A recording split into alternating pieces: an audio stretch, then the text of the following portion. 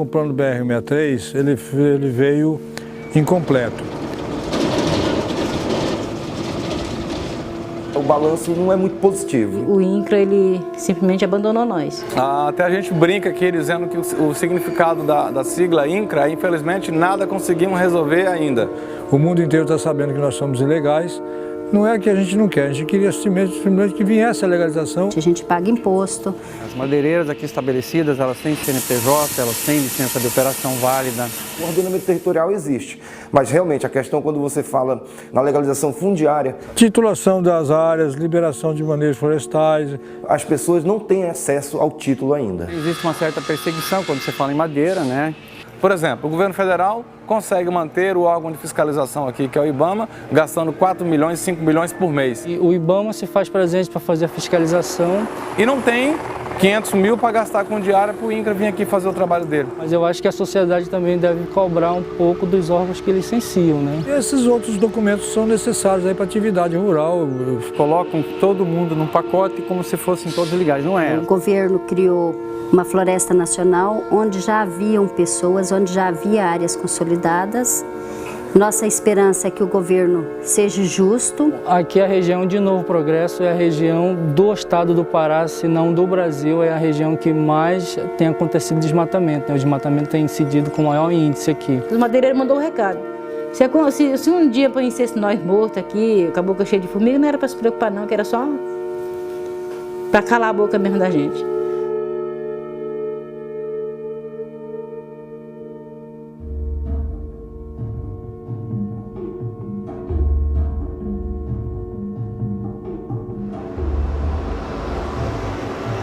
Viajando durante 4 dias, penúltima semana de agosto, pela BR-163, a Cuiabá-Santarém. É uma estrada que ficou muito famosa por conta do temor que havia de que o asfaltamento dela no trecho do Pará provocasse muito desmatamento.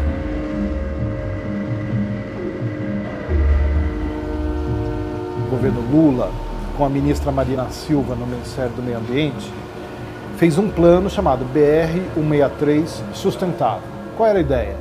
Era você fazer uma série de ações para levar a presença do Estado, do governo, para aquela região que não tinha. Foi uma iniciativa que surgiu a partir da ALAP, que foi a área de limitação administrativa provisória que fez algumas intervenções aqui no território da BR-163. Então a ideia era levar saúde, levar educação, mas sobretudo fazer o que se chama de ordenamento territorial. Então em 2004 houve as audiências públicas aqui na região. Como a maior parte das propriedades não tem título legal de posse, a ideia era titular essas terras para que as pessoas possam obter crédito, possam fazer plano de manejo para explorar madeira de maneira legal e sustentável.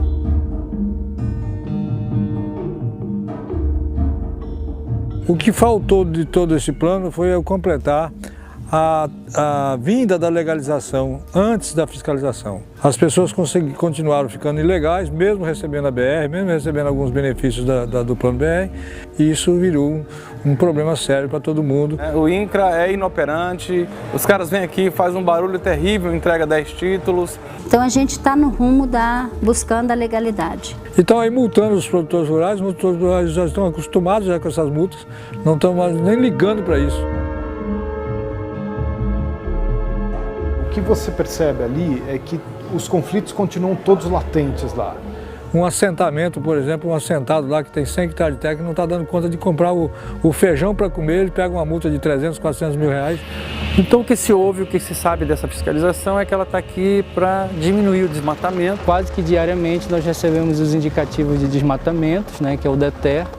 E esses indicativos eles são gerados pelo INPE. O INPE, que é o Instituto Nacional de Pesquisas Espaciais, revelou há poucos dias que houve um salto de 320% nos focos de queimada no Pará, concentrados nessa região.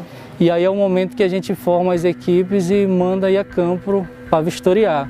São operações que não existe aqui nada de extraordinário, que necessite de comando de força e controle. Todo mundo morre de raiva do IBAMA, das operações do IBAMA, como a que a gente acompanhou, porque eles dizem que só tem multa, só chama todo mundo de bandido. A gente está contando atualmente tanto com a Polícia Militar do Pará quanto com a Força Nacional. A gente entende como pressão. A gente já apanhou tanto em outras épocas, Que hoje qualquer tipo de fiscalização ostensiva dessa forma, nós entendemos que não há necessidade. Eu costumo dizer que o único responsável pelo desmatamento da Amazônia é o governo federal. Porque se ele regulariza e cada um recebe o seu título, aí o desmatamento estava freado, porque a terra passa a ter dono. A BR-163 vai de Cuiabá, a capital de Mato Grosso, até Santarém, já lá no Pará, no entroncamento do rio Tapajós com o rio Amazonas. Então a estrada fica cheia de carretas, cheia, aquelas carretas com dois truques, né, o chamado bitrem. E só que tem 150 quilômetros desses 400 entre Itaituba e Novo Progresso, as duas cidades que a gente visitou, tem 150 quilômetros que ainda não estão asfaltados. Então aquilo vira um caos.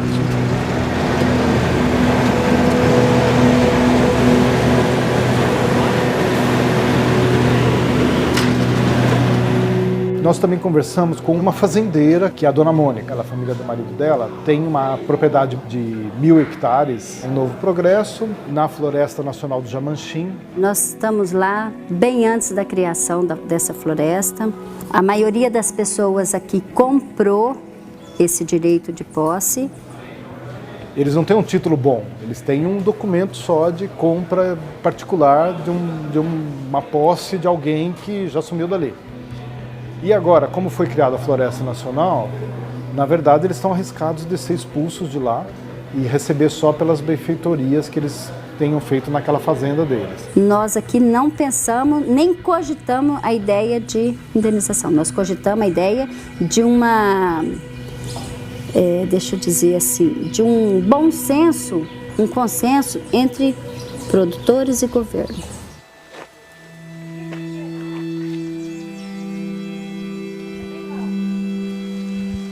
Nós também conversamos com uma personagem muito importante, que é a dona Osvalinda, que é uma assentada perto do município de Trairão.